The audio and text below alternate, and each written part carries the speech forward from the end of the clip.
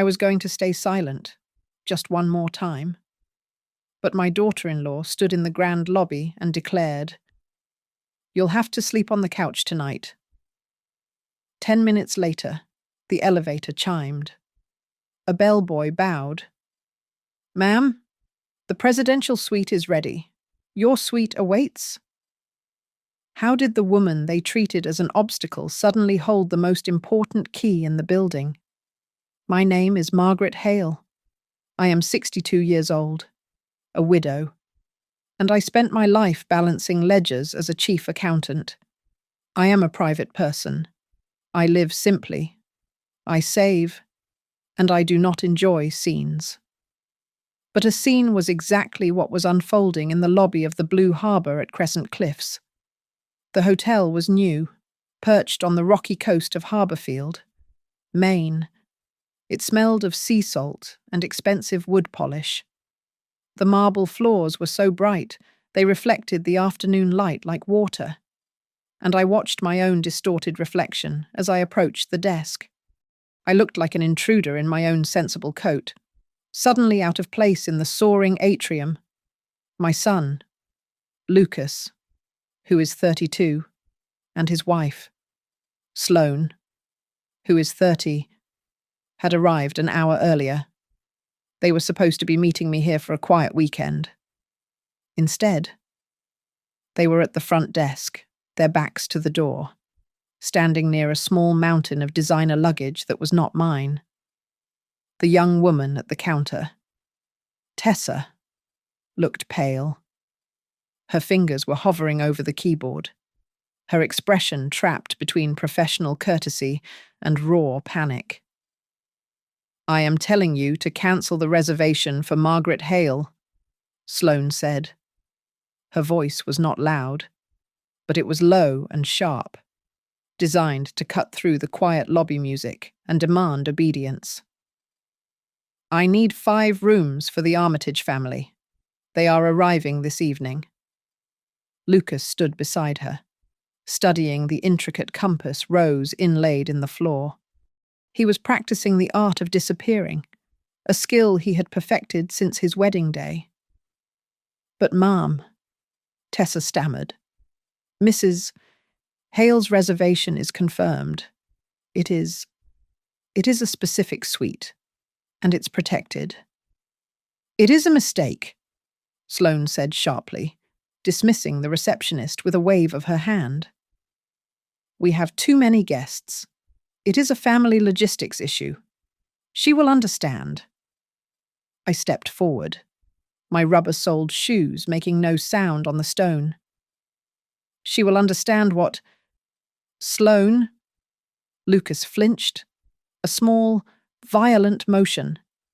He finally looked at me, his eyes wide with that familiar, helpless panic. Sloane turned slowly, a practiced smile snapping into place, but it faltered when she saw my expression. She had expected me to arrive defeated, grateful for whatever scraps they offered.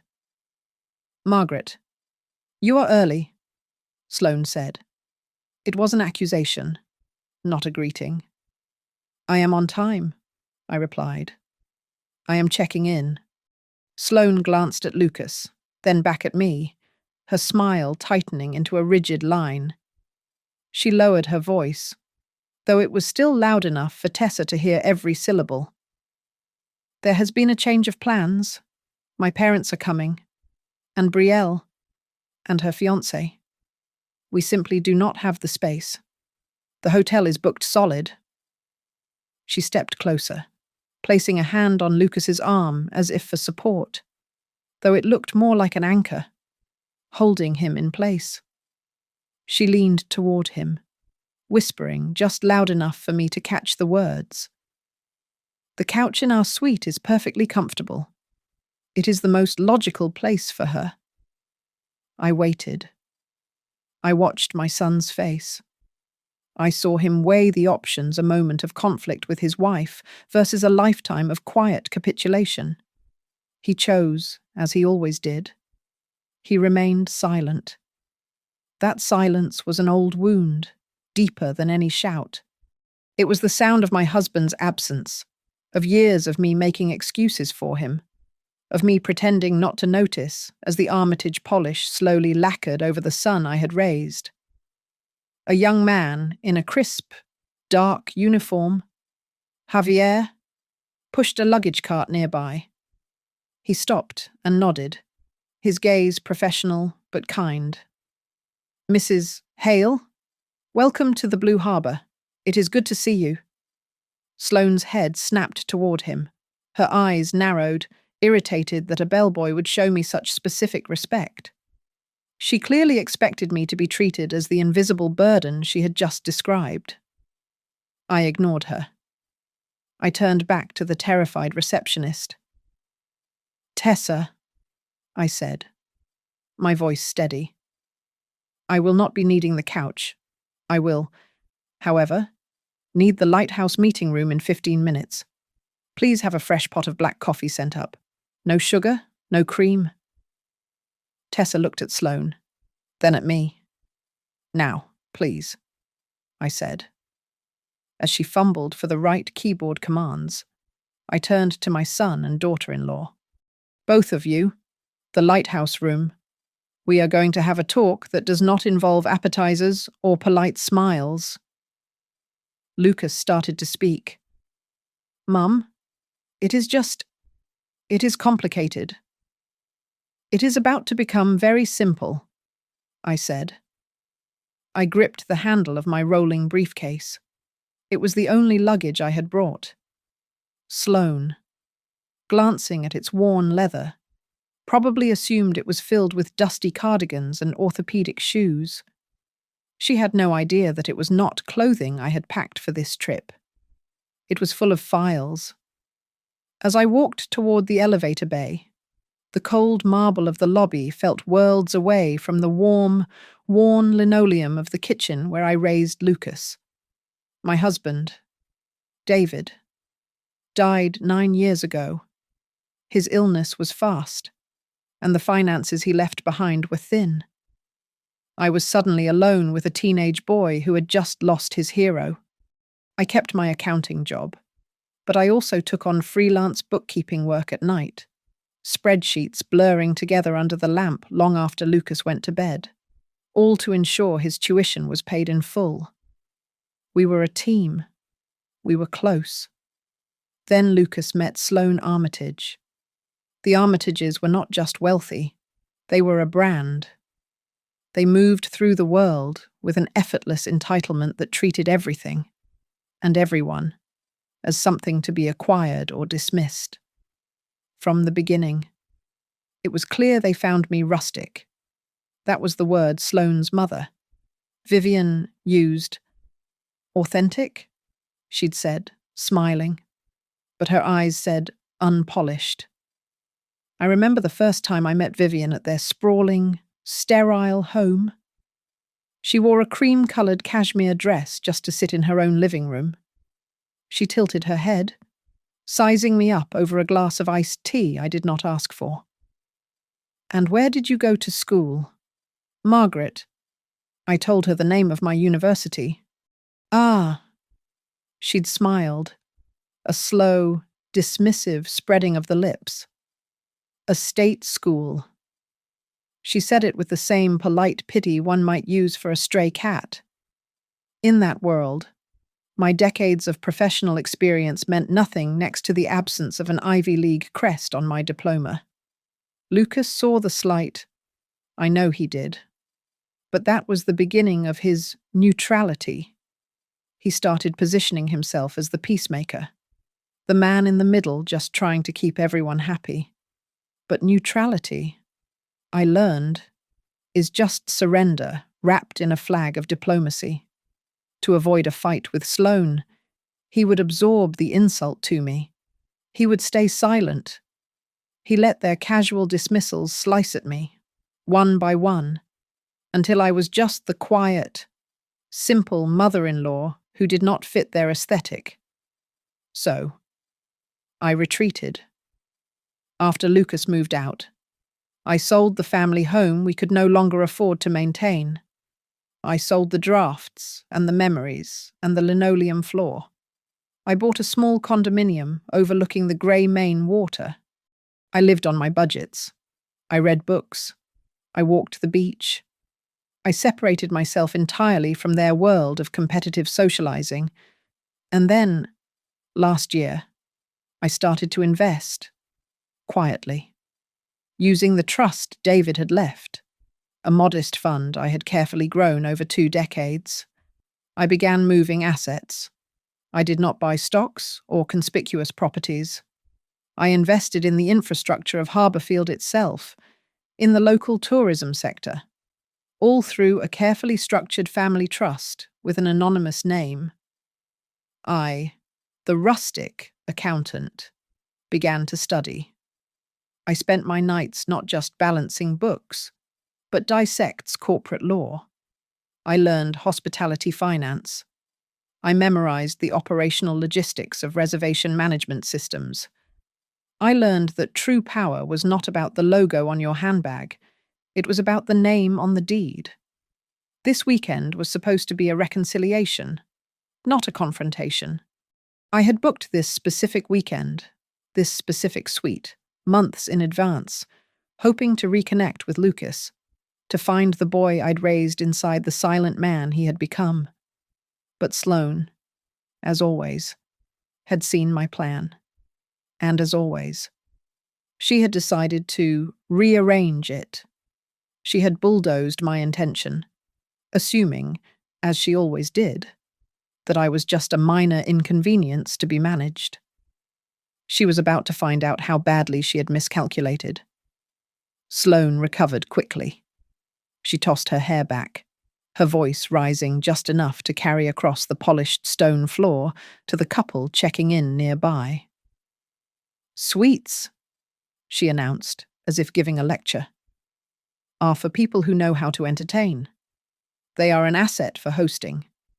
It is about maximizing the experience." The implication hung in the air, thick and toxic. I was not an asset. I was a liability. Lucas's phone buzzed on the granite countertop. He glanced at the screen, his face tightening. "It is your mother," he murmured to Sloane. "Answer it," she ordered, turning away from me as if I had already been dismissed. Lucas fumbled with the button, and in his haste, he hit the speakerphone icon. The sharp, metallic voice of Vivian Armitage filled the lobby. "Just make sure it is handled. Sloane, do not let your mother-in-law ruin your branding this weekend. If she is in all the photos, it looks provincial. Just stick her on the couch and be done with it." There was a frantic scramble as Lucas stabbed at the phone, the voice cutting off abruptly. The silence that followed was deafening. Even the other guests looked away, embarrassed. Lucas's face was sheet white. He could not meet my eyes. "Mum," he started, his voice cracking. "Mum, maybe we could do this another weekend. Just us, I can book something else. I promise." "Which weekend?" "Lucas." I asked. My voice was quiet, but it cut through his panic. "The one after your trip to Aspen, or the one after your summer in the Hamptons? Which weekend do you have free for the woman who raised you?" He had no answer. He just stared at his expensive shoes. "That is what I thought," I said. I turned back to Tessa, who looked like she might faint. "The Lighthouse meeting room. In 20 minutes?" Tessa's eyes darted to Sloane, then back to me. "Mum, the meeting room schedule it is blocked for the hotel owners this afternoon. I cannot—" Before she could finish, Javier, the bellboy, stepped forward smoothly. He had been standing just out of sight, observing. He gave me a short, respectful dip of his head. "I will handle it. Mrs. Hale, the room will be ready." Sloane watched this interaction, her brow furrowing. This was not part of her plan. A staff member was taking my side against hers. "Sloane, Lucas. 20 minutes, I repeated. I pulled the leather briefcase from the floor and set it on the counter with a soft thud. From the front pocket, I slid out a thick, sealed manila envelope. Printed on the front in bold, black letters were the words, "Rooming list. Private." Sloane's eyes fixed on it. "What is that?" "That," I said, "is what we are going to discuss." Just then, a man in a tailored blazer walked past, heading for the exit. He saw me and stopped, his face breaking into a warm smile. "Margaret, what a pleasant surprise. Glad you could make it for the opening weekend. We will have to compare notes later." I smiled back. "Of course. Robert. I look forward to it." He nodded, then was gone. Sloane's confusion was now palpable. Robert was a well-known local investor, a man whose circle she had been trying to break into for months. Why did he know my name? Why was he speaking to me like a colleague? The tension was a taut wire, vibrating in the cavernous room. Lucas was paralyzed. Sloane was calculating, her mind clearly racing, trying to refit the narrative, to understand what she was missing. A soft ting echoed through the lobby. The doors to the main elevator bank slid open. Javier stepped out, not with a luggage cart, but with a single, embossed leather keycard holder. He walked directly to me, bypassing Sloane completely. He stopped and bowed his head slightly, his voice clear and formal, projecting for all to hear. "Mrs. Hale, your suite awaits." Sloane's jaw dropped. She stared at Javier, then at me, then at the key. "Whose suite?" she demanded, her voice a sharp, incredulous whisper. "Whose suite did you say?" I accepted the leather keycard holder. Javier had presented it on a small silver tray, and I signed the slip. Presidential Suite. I watched Sloane's face as she read the words, her mind visibly struggling to process the information. She looked from the key to Javier, seeking an error, and found only polite, professional deference. Lucas simply looked lost, as if the floor were no longer solid, but I did not move toward the elevator. "The lighthouse meeting room is prepared. Mrs. Hale," Javier said quietly. "Thank you." "Javier," I replied, sliding the heavy keycard into my coat pocket. "I will be there momentarily." I turned to my son and daughter-in-law, who were still standing, rooted to the marble floor. "The meeting room, as I said?" I left them there and walked to the glass-walled room at the end of the hall. The lighthouse room was cantilevered over the cliff's edge, offering a stark, 180-degree view of the Atlantic. It was a room designed for transparency, which is exactly why I had chosen it. No more hushed insults, no more whispered compromises. I sat and placed my briefcase on the gleaming table. I did not open it to find files on the hotel. I did not need to. The Blue Harbor at Crescent Cliffs was the flagship property of Crescent Cliffs Holdings, LLC. As Sloane, a supposed expert in branding, should have known. An LLC is a shield. It is a legal entity designed to protect the identities of its investors. The Armitages were so impressed by the polished surface of the brand that they never bothered to look at the foundations. I, on the other hand, had helped build them. I pulled out a different file, one bound in dark blue. It was the charter for the David Hale Family Trust, my late husband's trust. For 9 years, I had served as its sole executor, carefully growing its assets. The trust's sole beneficiary, scheduled to receive his full inheritance upon his 35th birthday, was Lucas. But David, a quiet accountant himself, had been a very thorough man. He had seen the early dynamics of Lucas's relationship. He had seen Sloane's sharp-edged ambition and Lucas's tendency to bend for the sake of peace. Together, we had worked with our lawyers to add a specific addendum. I flipped to the page I knew by heart. It was a conduct clause. The distribution of the trust's assets substantial enough to fund the lifestyle Sloane so desperately curated, was conditional. I read the words silently. The beneficiary's access is contingent upon his refusal to engage in, or passively permit, any actions of insult, humiliation, or emotional violence directed at the trust's protector. I was the protector. My goal was not to punish them. I did not want their money, and I did not want to ruin my son's marriage. I wanted my son back. I wanted him to wake up. But to do that, I had to show them both the boundary they had just tried to cross. For years, they had pushed, and I had retreated. Today, they had hit a wall. My phone vibrated on the glass table. A text from Javier. It contained a short, silent video file, time-stamped from 35 minutes ago. It was from a security camera in the hallway just off the lobby. It showed Lucas and Sloane.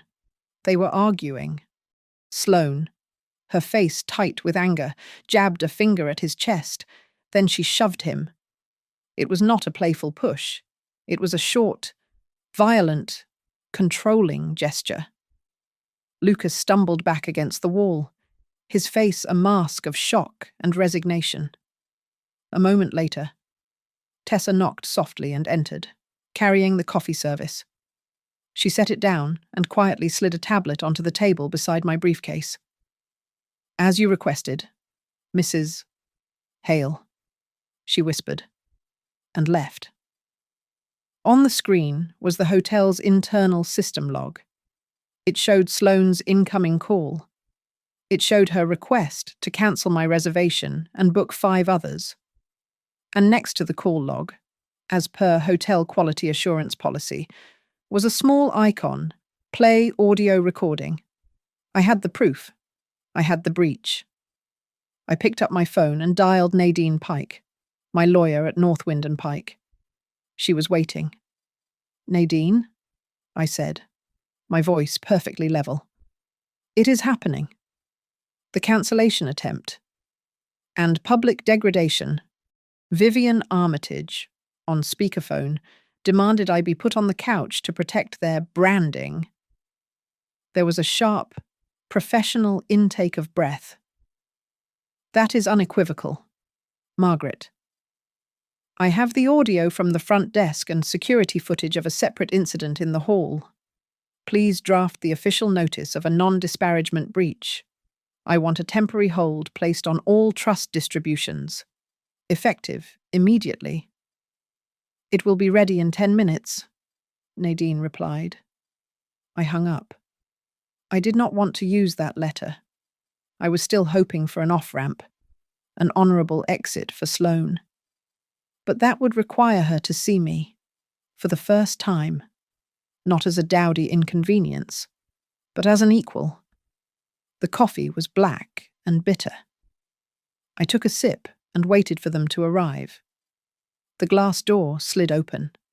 I had already poured 2 cups of coffee from the carafe, black and steaming, the way I drank it. The rich, bitter aroma filled the sterile room. I pushed 1 cup across the polished table. Lucas entered first, looking like a schoolboy called to the principal's office. He immediately moved to the chair furthest from me, by the window, and sat, refusing to make eye contact. Sloane followed. She did not sit. She stood near the head of the table, crossing her arms, her expensive heels clicking sharply on the floor. It was her boardroom posture, the one she used to intimidate junior executives and, apparently, mothers-in-law.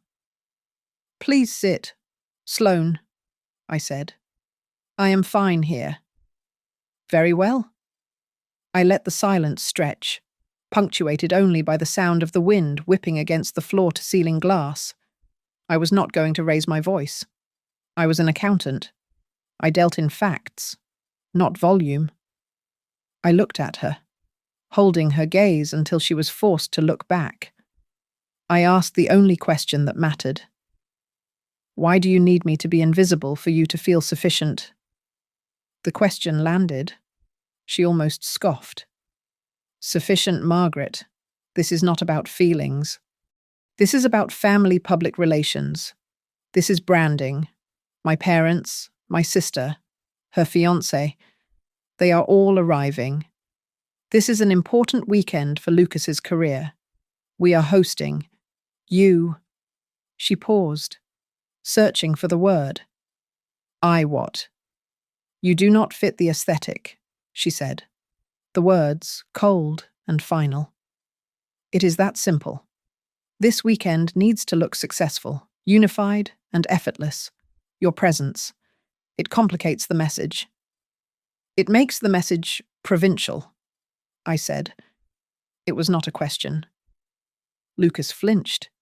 He looked up, his face pale. Sloane's eyes narrowed. He told you. He did not have to, I replied. I reached into my briefcase, but I did not pull out the trust documents. I pulled out a single, folded sheet of paper and slid it across the table toward her. I was here last week. Sloane. Finalizing some details. She did not touch it. What is this? It is a printout of a guest review from the hotel's soft opening. A 5-star review. Read the 3rd paragraph. Annoyed. She unfolded the paper. She read the words aloud, her voice tight with confusion. Our entire trip was saved by a staff member, Mrs. Hale, who found my husband's lost wallet and passport. She handled it with such kindness and discretion. She stopped reading. She looked at me, her mind clearly trying to reconcile the Mrs. Hale on the paper with the woman she had just tried to banish to a sofa. I am not a liability. Sloane, I said quietly. I am not a complication. I am a person, and my presence here is not damaging to your brand. I turned to my son. He looked physically ill. Lucas, did you know she was going to cancel my confirmed reservation? Mom, He ran his hand through his hair. It got complicated. The guest list kept growing. Sloane said it would look provincial. I finished for him, using the word I knew he had heard. He dropped his gaze to the table, his face flushing crimson. It was a confession. She did not want us photographed on the trip I suggested for your birthday. 2 years ago. She said it would look common. It is my mother's standard. Sloane suddenly burst out, her voice rising. Her practiced composure was cracking. You do not understand the pressure. Vivian expects perfection. We have to hold our status. We have to look the part. If we look weak, if we look common, we lose ground. Lose ground with whom? I asked. Or is it just that you cannot bear your mother's disappointment? Sloane stared at me, her mouth a thin, white line. There is no stage here. Sloane, I said, my voice softening just slightly. Vivian is not here. Your sister is not here. There is no audience. It is just us. And today, you have a choice. There is only kindness, or there are consequences. I folded my hands on the table. Here is what is going to happen. I am keeping my reservation. Lucas will stay with me in the suite, as we originally planned months ago. It is a 3-bedroom suite. There is more than enough room for him. You cannot be serious, Sloane sputtered. And my parents, my family. Where are they supposed to stay? The hotel is booked. The Seafarer Inn, just down the coast, is a lovely partner property, I said calmly. I took the liberty of contacting them. They are holding 5 premium ocean view rooms for the Armitage party. I have guaranteed the first night myself. Sloane looked as if I had slapped her. She looked at Lucas for support, but he was silent, staring at the review in the center of the table. She turned back to me, her composure returning as pure, undiluted condescension. She let out a small, sharp laugh. You contacted them? You guaranteed rooms? You have no idea what you are doing? What right do you have? She leaned forward. To make arrangements for my family. What right do you have to move anyone? What right do you have to act like you own this place? I held her gaze. The sound of the wind and the distant surf was all that filled the silence. I am the owner, I said. The words hung in the air, heavy and solid. Sloane stared at me, her mouth slightly open, the colour drained from her face, leaving only her carefully applied makeup, which suddenly looked like a mask. You are lying. You are a retired accountant. I am a very good accountant, I said. Before she could respond, the glass door to the meeting room slid open. A woman in a dark grey suit, carrying a leather folio, stepped inside.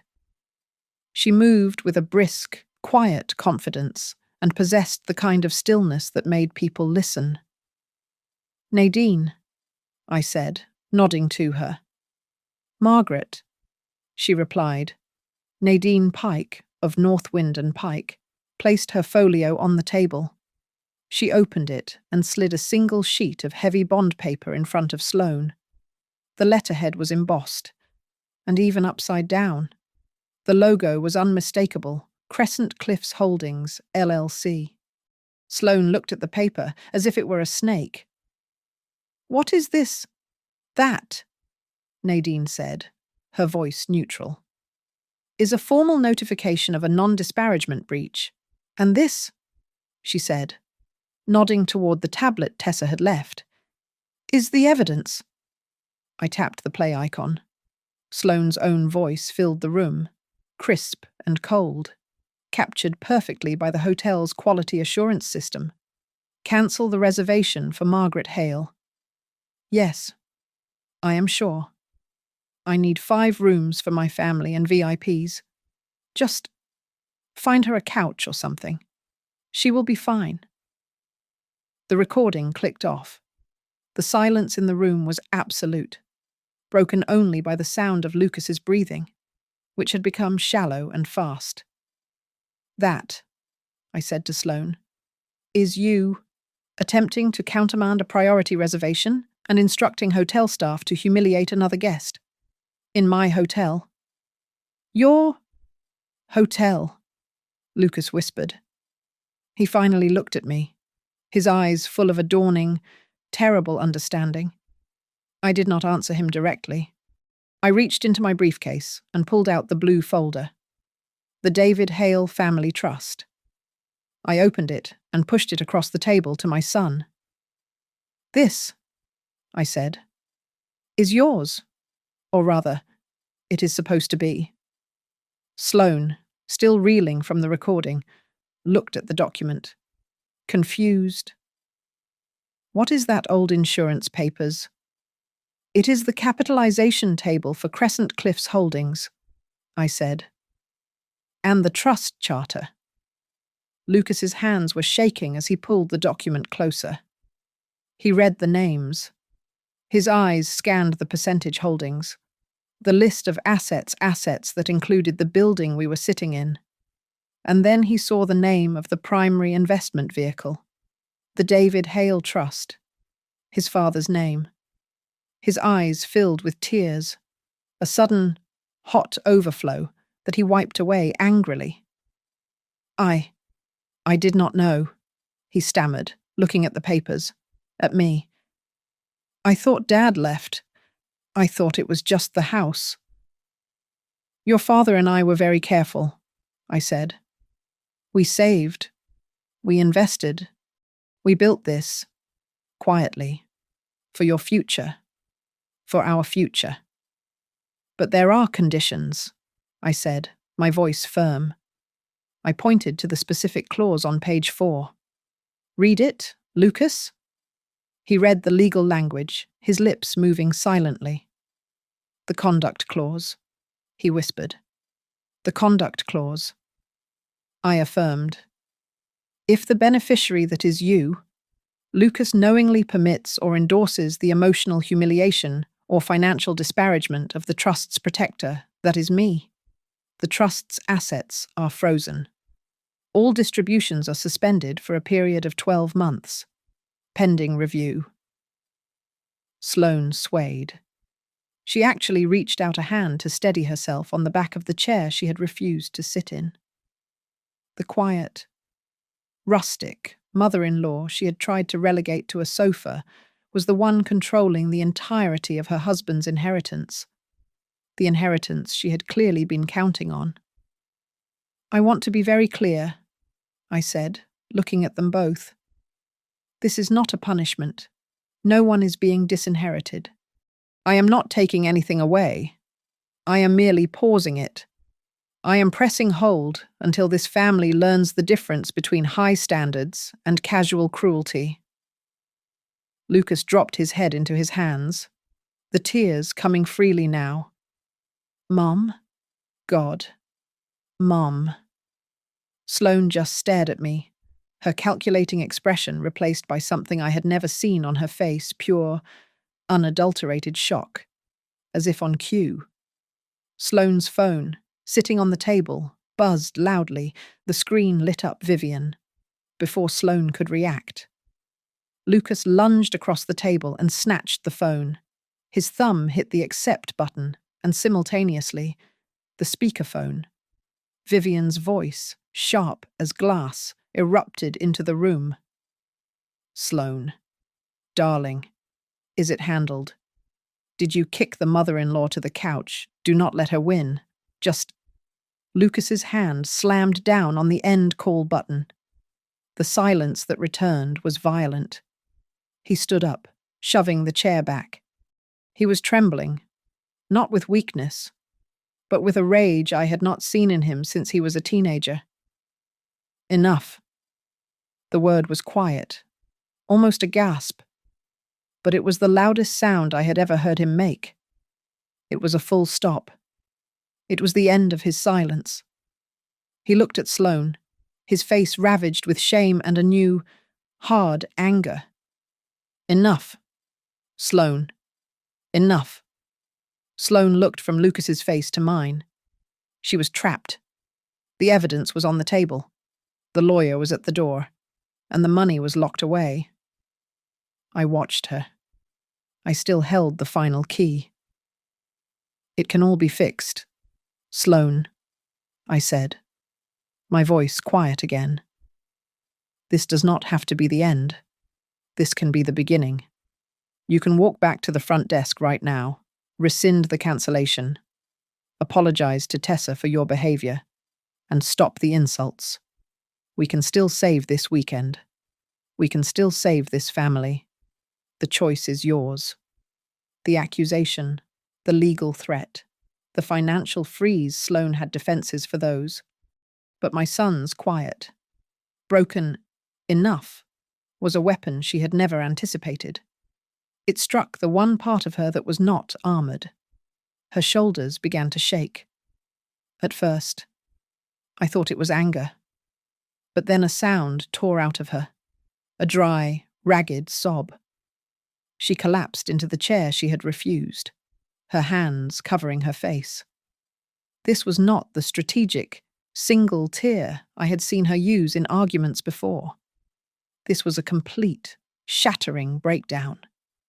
She never stops, Sloane whispered, the words muffled by her hands. It is never, ever good enough. Lucas, his own anger momentarily forgotten, looked at her, bewildered. Sloane who? My mother, she cried, her voice cracking. It is always Sloane. Why are you not more like Brielle? Sloane. Your sister's husband is a partner. Why is Lucas just a VP? Sloane. That dress is last season. Sloane. Your hair. It is 1,000 small cuts. Every single day of my life. She looked up, her face a ruin of mascara and genuine pain. I hate it. I hate this life. I hate the branding and the parties and the pressure. She turned to Lucas, her voice desperate. I told you. Did not I twice? I told you I wanted to move, sell the condo, get a small house inland, away from all of them. I just wanted to be simple, like your mother. The irony was bitter. She had just confessed to wanting the very thing she punished me for being. And both times, she continued, we made a plan, and both times, my mother would call, she would invite us to some gala, or send a small gift that cost $10,000, and I would just relapse. I would panic. I would feel like a failure. I was terrified that if I stepped off that ladder, I would just disappear, that we would disappear. She looked at me, her eyes pleading. This weekend, when my parents invited themselves, I just panicked. I knew it would not be good enough. The hotel, the rooms, you. It was not the perfect backdrop. I thought if I could just control everything, just arrange it perfectly, she would finally get off my back. I did not. I just wanted her to be proud. So you decided to humiliate my mother instead, Lucas said, his voice flat. Sloane had no answer. Lucas sank back into his chair, the adrenaline gone, leaving only a hollow exhaustion. And I let you, he whispered, speaking to the table. I let it happen. I heard the digs. I heard the state school comments. I heard the word common today. I heard it all. And I did nothing. He looked at me, his eyes brimming with a shame that was almost harder to watch than Sloane's outburst. I was just so tired of the fighting, Mum. I was so afraid of the noise. I just wanted peace. So I traded you for it. The room was silent. Nadine Pike, my lawyer, had been standing by the door, a silent witness. Now, she quietly gathered her papers. This was no longer a legal matter. I placed my hand on the blue folder that held the trust documents. I did not open it. I just rested my hand on it. I do not want to win, Lucas, I said, my voice thick. I am not here to win. I am here to get my son back. The admission hung in the air. The truth, stripped of all its armor, for all of us.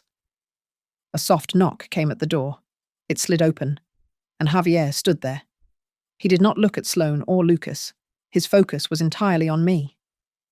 Excuse me, Mrs. Hale, he said, his voice a balm in the raw room. The presidential suite is fully prepared. We have set up the family photographs, just as you requested. Sloane's head snapped up. Photographs. I nodded to Javier. Thank you. We will be up in a moment.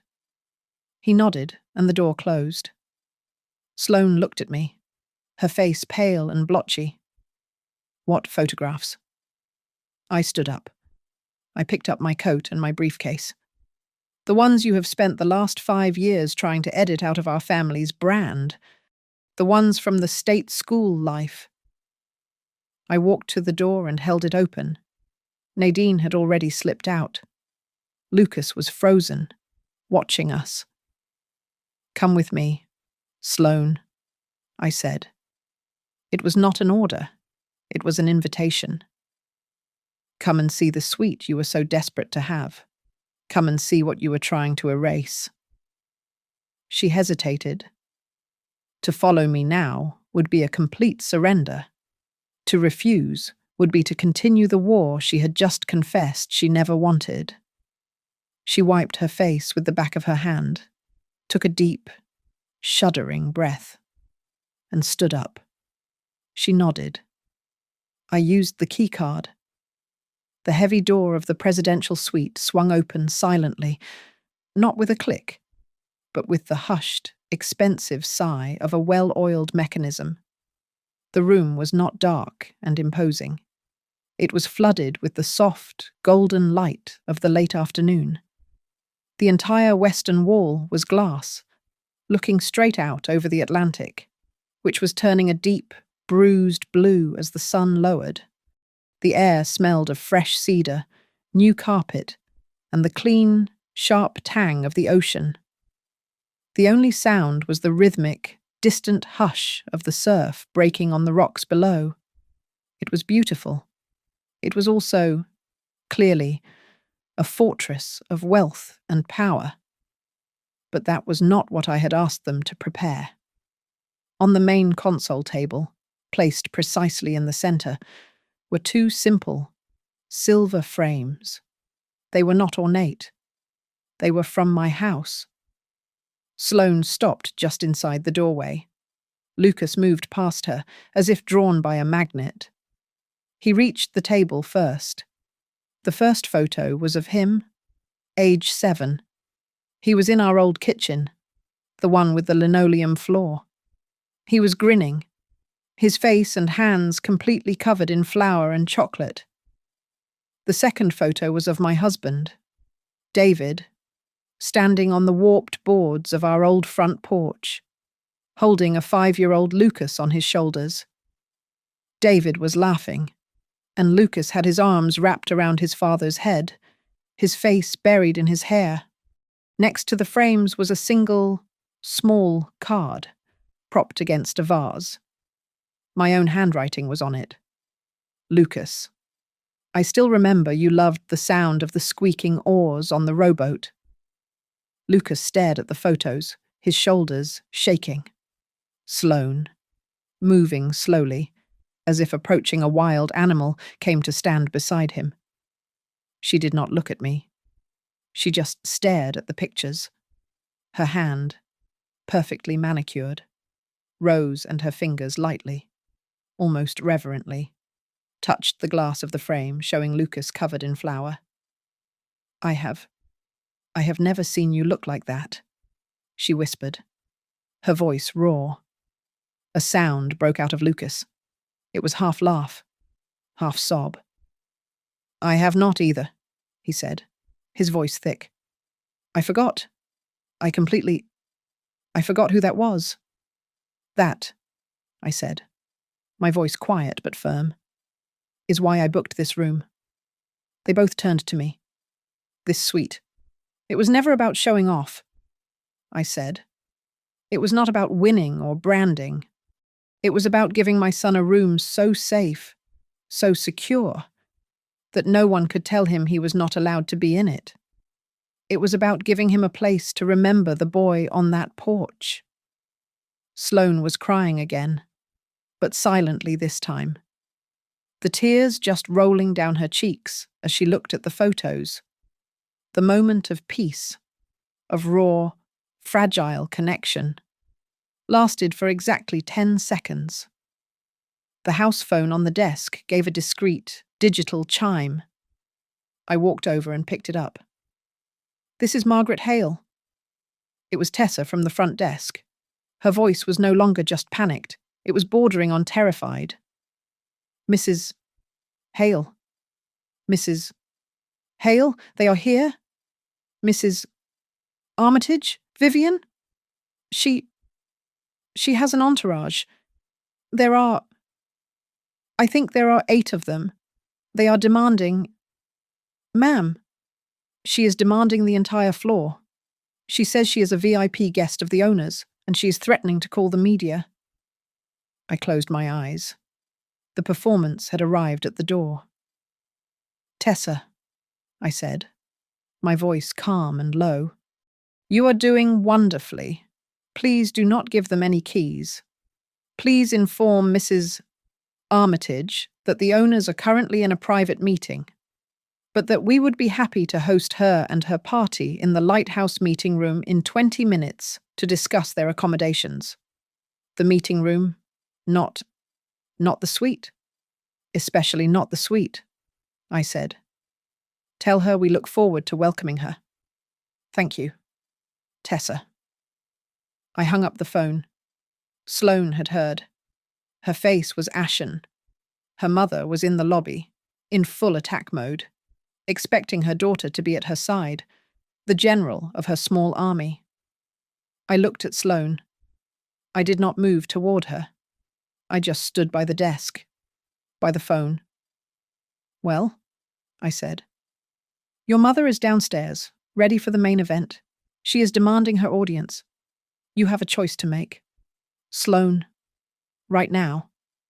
She looked at me, confused. What choice? You can run downstairs and keep performing, I said. And you can join her in the lobby and play your part. Or you can stay here, with me, and be real.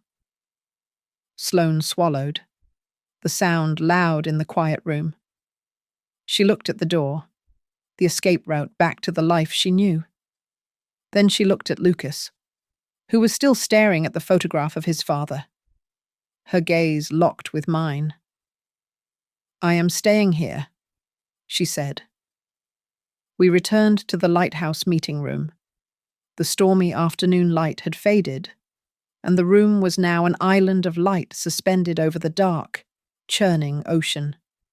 Nadine Pike was already there, standing by the window. Lucas and Sloane sat down, side by side, near me. The glass door slid open. Vivian Armitage did not just enter. She made an entrance.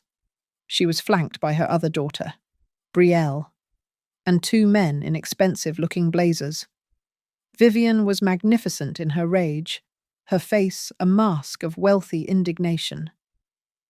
This is the most incompetent, backward establishment I have ever encountered, she announced to the room, not looking at any of us directly.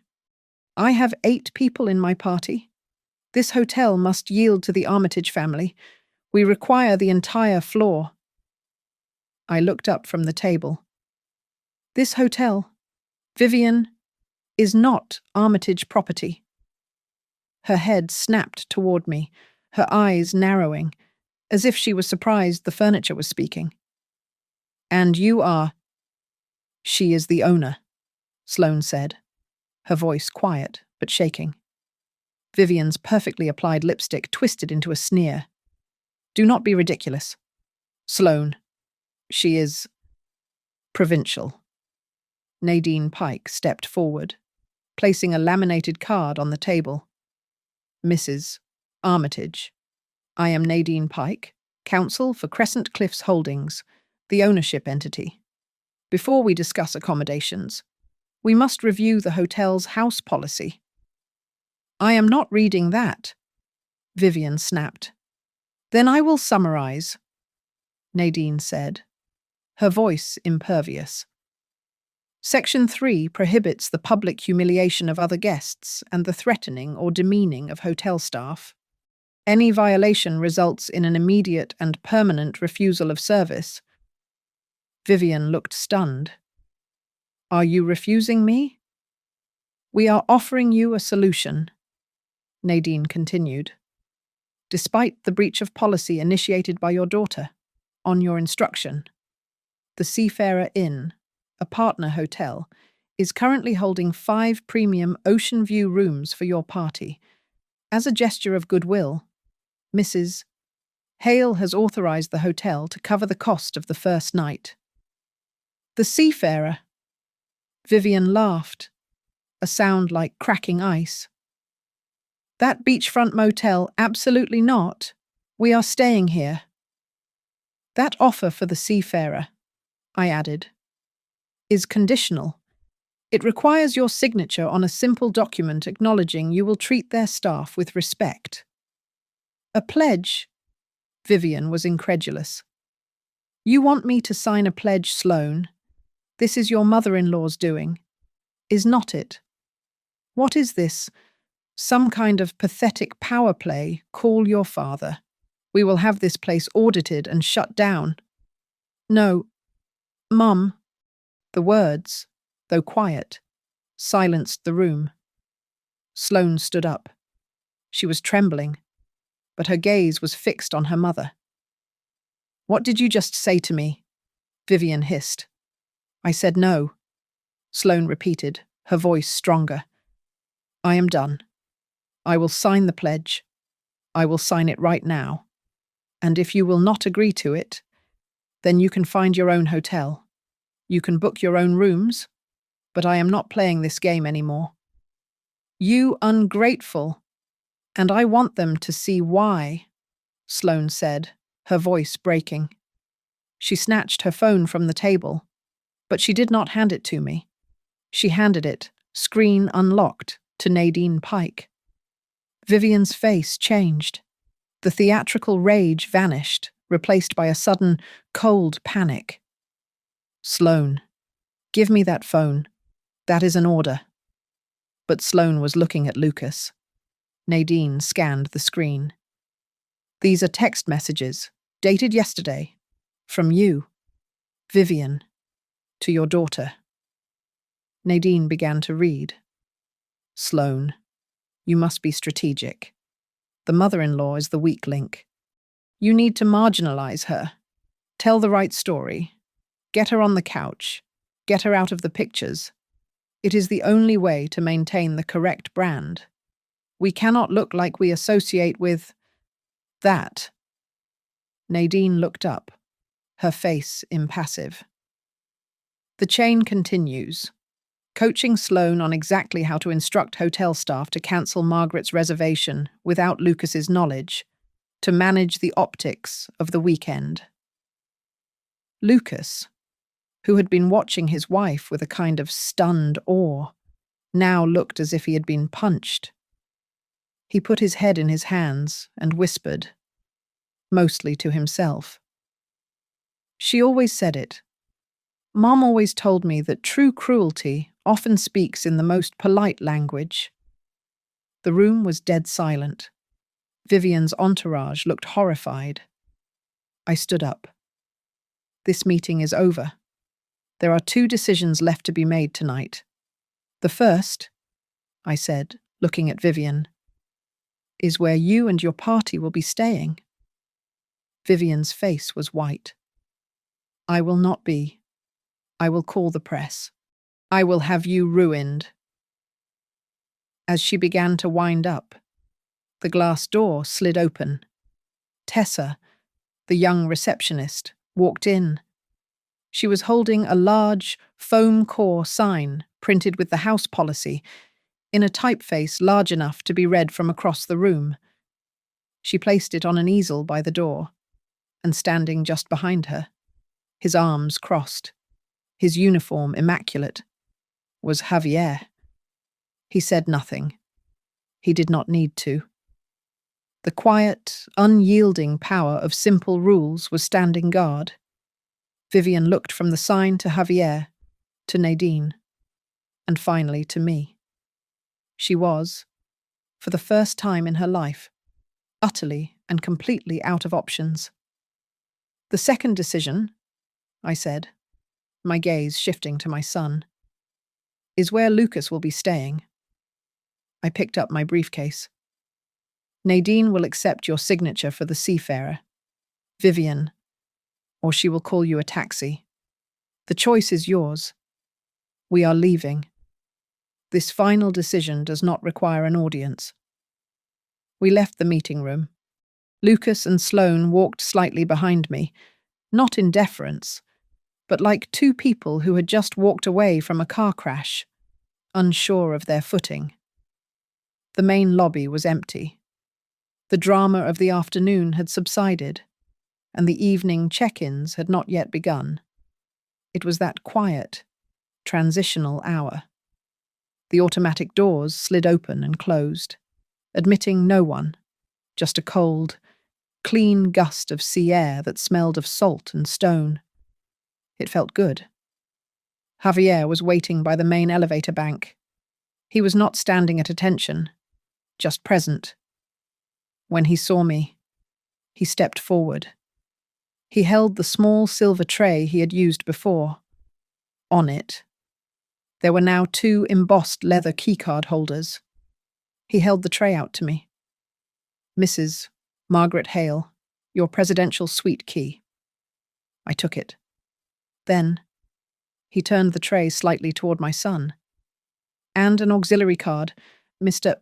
Lucas," Javier said, his voice perfectly neutral. "For your selection." He did not say for your room. He did not say for your wife's room. He said, for your selection. He was a very good employee. I slid my key into my coat pocket and turned to my son. Lucas was looking at the key on the tray. He was caught. A man standing between the 9th and 10th floors. Suspended. "Lucas?" I said, my voice quiet, just for him. "I am not, Vivian. I am not forcing your hand. You choose.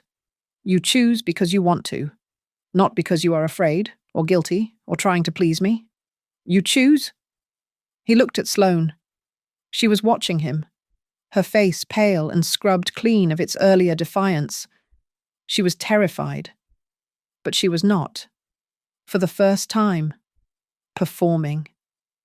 Then, Lucas looked across the lobby. Vivian was still there, near the entrance, where Nadine had intercepted her. She was surrounded by her confused entourage.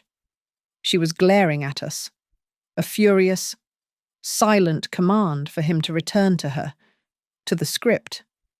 Lucas looked at his mother-in-law. He looked at his wife. He looked at me. He reached into the inner pocket of his blazer and pulled out a neatly folded piece of paper. It was the weekend itinerary Vivian had sent, the one that detailed every branded moment, every dinner, every photo opportunity. Slowly, deliberately, he tore it in half. Then he tore it in half again. He let the pieces of paper, their branding, flutter from his hand and scatter on the polished marble floor. He turned to me. "I am staying with you tonight. Mom." Then he turned to Sloane. "And next week," he said, his voice shaking but firm. "You and I are starting couples therapy. I am not doing this anymore." He looked back across the lobby, his voice rising, clear and strong, echoing in the cavernous space. "And if anyone, including my mother-in-law, ever speaks to my mother with that kind of disrespect again, I am leaving. I am done." Sloane did not argue. She did not cry. She just took one deep, shuddering breath. She looked at Lucas, and then she looked at me. "I agree," she said. "Therapy? I will set it up." She stepped forward, just one small step. "And I am sorry. Mom?" She called me Mom, not Margaret. It was not a performance. It was a simple, cracked, and unbelievably honest apology. Across the lobby, Vivian saw it all. She saw the torn paper. She saw her daughter apologize. She saw her son-in-law stand by my side. She let out a small, strangled sound and started to storm toward us. "How dare you?" Nadine Pike, her phone already to her ear, cut her off. Her voice was pure business. "Vivian, do you want to continue this display, or would you like to accept the complimentary first night at the Seafarer Inn? The car is waiting." Vivian choked on her own rage. She looked at her daughter, who refused to meet her gaze. She looked at Lucas, who stood tall. She looked at Nadine, who waited. She was, for the first time in her life, completely and totally defeated. There was no audience. No one was playing the piano for her. She turned, her back so rigid it looked like it might snap. Without a word, She motioned to her stunned party, and they followed her, a small, confused flock, out the automatic doors. Her heels clicked like angry hammers on the stone until she was gone. The lobby was silent. Javier stepped forward and pressed the elevator button. The doors slid open instantly. He bowed, holding his arm out toward the open car. "Your suite awaits." It was not a courtesy. It was a declaration. The three of us stepped inside. The doors closed, sealing us in polished wood and soft light. In the mirrored wall, I saw our reflection, a mother who had finally learned to speak, a son who had just found his spine, and a daughter-in-law, standing at the very edge of the threshold, caught between the life she had been forced to perform and the real one she was terrified to live. The bell chimed. Ting. The doors opened, not to a hallway, but to the private landing, to the glass wall, to the wide, dark ocean. I walked into the room. I picked up the silver frame of my husband and my son. I placed it on the mantel, right where it belonged. "Tonight," I said softly, "we start over, the right way." Thank you so much for listening to this story. I am curious. Where in the world are you listening from today? Let me know in the comments below. I would love to connect and share our thoughts. Please subscribe to Grandma's Family Diary, and if this story resonated with you, please like the video. You can also support us by hitting that hype button, so this story can be heard by even more people.